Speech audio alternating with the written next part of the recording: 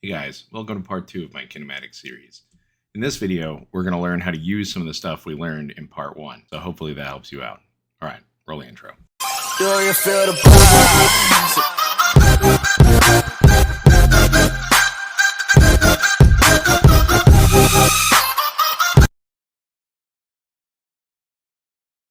Alright, so imagine, if you will, you're driving along on the road, going at a very coastal speed, just kind of relaxing, enjoying the moment. Maybe you've turned on cruise control. You're not accelerating, you're not doing anything crazy. You're just along for the ride. This is what would be a constant velocity. So in that case, we have that x is equal to x naught plus v naught t plus 1/2 a t squared. But in this case, our a is 0. So we only have x equals x naught plus v naught t. And you can also see this in our other kinematic equation. V final is equal to v initial plus a t. Well, if my a is 0, then I just have that v final is equal to v initial. This is a constant velocity. This is what it means when you're on cruise control in your car. In this case, you can figure out how far you've gone. Let's say if you're going 10 meters per second for 5 seconds, you can figure out how far you've gone. X is equal to x naught plus v naught t. I'm going to assume that I'm going to start at a position of 0, and my initial velocity is going to be 10 meters per second, and my time is going to be 5 seconds. So I get x equals 0 plus 10 meters per second times 5 seconds. The seconds cancel, and I just get 50 meters. So I can figure out how far I've gone if I'm moving in a constant velocity. We're back on our coastal drive. Going relatively fine speed, not a problem. Then we find some other person on the road. Maybe we stop at a stoplight and they're stopped along next to us. And they decide to go all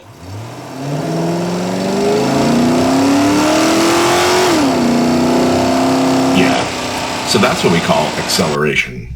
That's when we have a non-zero a. So that gives us a question. If we're going a constant 10 meters per second and pass a stopped car that accelerates at 5 meters per second squared, at what time and at what position will the accelerating car pass us?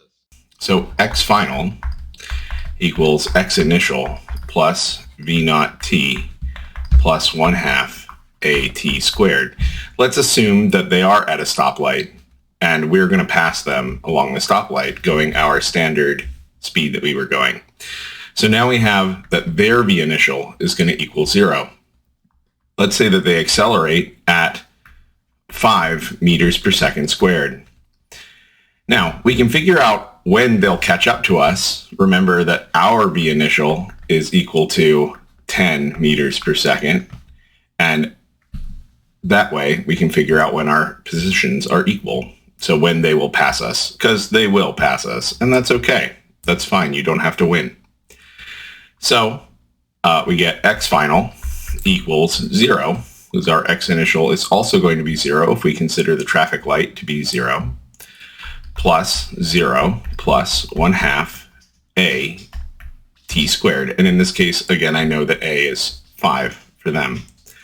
For us, we'll get that x final is equal to also 0, because we're going to start at the same place, plus my v initial, which is going to be 10 times t. So I know that a couple of things are the same. My starting position is the same, and my time will be the same for both of them.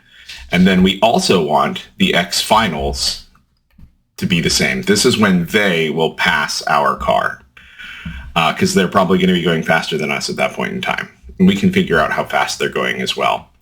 So at this point, we're going to get x final equals 1/2. Their acceleration is 5 t squared, and x final is equal to 10 t. So I can plug in this x final into the other one so that we can figure out when our times are equal, right? So I'll get 10t is equal to 2.5 t squared. And I can cancel out 1t. This gives me a solution of t equals 0. We already knew that we were at the same position at t equals 0, so that's not surprising, right? So now we get 10 equals 2.5 t. So now I divide 10 by 2.5, and this would equal my time at which we are at the same location. So we end up with t equal 4 seconds. Now, if I want to find out where we both are at that point, I can plug that time back into either equation. I'm going to pick our equation because that one's easier. So x final equals 10 times 4 seconds, 10 meters per second. And this gives me an x final of 40 meters. So they're going to pass us after 40 meters on the road, which is not actually that far. So now if I want to figure out how fast they are going when they pass us, I can use one of our other kinematic equations. So let's use v final equals v initial plus at. And I know that their v initial is 0. I know their a is 5. I know the t is going to be 4.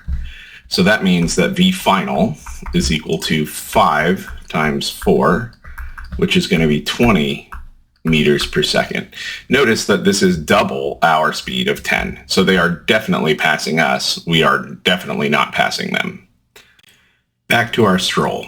Now, we're driving along and we come to this.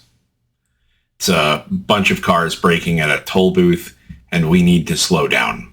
So we're going to do what's called decelerate. This leads us to our next question. If we press the brakes such that we decelerate at 2.5 meters per second squared, after what distance will we come to a stop? This is when our acceleration is a negative number. This is deceleration. So when we decelerate, we are going to be going with an acceleration in the opposite direction of our velocity. This will make our velocity decrease. That's what we want if we don't want to hit the car in front of us. So we're going to figure out how far it takes us to stop, right? Not how long of a time it takes, but how far, how much distance are we going to cover in order to stop? So we'll start with our kinematic equation that does not involve time. So this would be vf squared equals v naught squared plus 2a delta x. And now this delta x is what we're going to be looking for. This is how far it will take us to stop, if we're going to decelerate. So our v initial we know is 10 meters per second, and we're going to decelerate. Let's say our brakes allow us to decelerate at 2.5 meters per second squared. So this is actually going to be a negative 2.5 meters per second squared. If we're stopped, we want our final velocity to be 0. So we get 0 equals 100 plus 2 times minus 2.5 delta x. And keep in mind delta x is what we're looking for. So now we'll get 100 minus 5 delta x is equal to 0. And so delta x is equal to 100 divided by 5, which is 20 meters. So I hope we have 20 meters in front of us to be able to stop. So hopefully this gives you a good idea of how to use these 3 fundamental kinematic equations to actually solve a couple of problems as far as what we're looking for. You can figure out velocities, you can figure out positions and accelerations based on this. So for example, with this problem, we could figure out how hard do we need to press the brake pedal, which would relate to our deceleration, in order to stop in 5 meters instead. We could figure out how fast we're going after a certain amount of time if we press our accelerator. This is what kinematic equations are used for. And for one-dimensional kinematic equations, they're relatively simplistic. All right. Now, I know at this point what you guys are probably thinking. It goes all mine. But But we're actually going to expand on this a little bit in our following videos, where we're going to talk about how to expand this into multiple dimensions and how to make some of these problems a little bit more complicated. So before you start thinking that you know everything about kinematics right away, there's definitely a lot more coming. So make sure that you like, comment, and subscribe on this video so that my students will actually pay attention to it and maybe even watch it. Thank you for sticking around. Appreciate it.